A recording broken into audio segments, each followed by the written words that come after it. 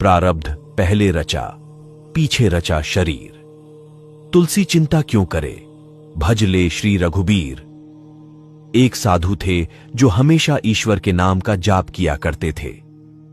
बुजुर्ग होने के कारण जब भी गुरुजी को शौच, स्नान आदि के लिए जाना होता था, वे अपने शिष्यों को आवाज लगाते थे और शिष्य ले जाते थे।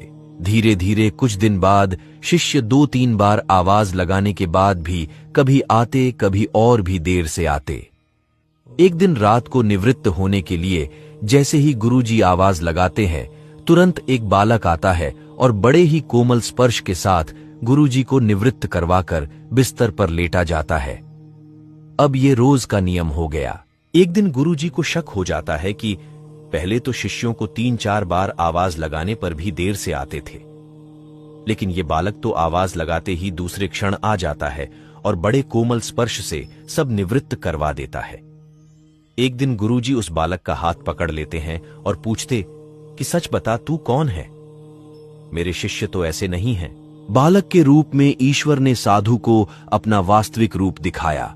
साधु रोते हुए कहते हैं, हे प्रभु, आप स्वयं मेरे निवृत्ति के कार्य कर रहे हैं। यदि आप मुझसे इतने प्रसन्न हो तो मुझे इस कष्ट से मुक्ति ही दे दो ना।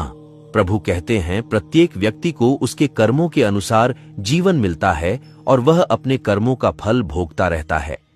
यही कर्म फल का सिद्धांत है।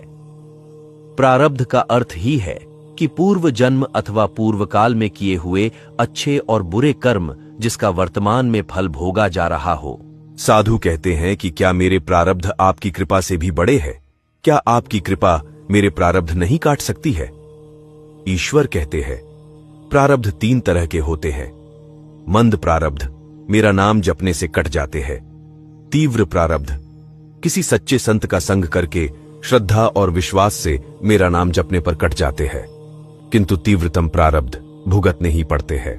प्रभु कहते हैं कि मेरी कृपा सर्वोपरि है, ये अवश्य आपके प्रारब्ध काट सकती है, लेकिन फिर अगले जन्म में आपको ये प्रारब्ध भुगतने फिर से आना होगा। यही कर्म नियम है। लेकिन जो हर समय श्रद्धा और विश्वास से मुझे जपते हैं, उनके प्रारब्ध मैं स्वयं साथ रहकर कटवाता हूं और तीव्रता का एहसास नहीं होने देता हूं।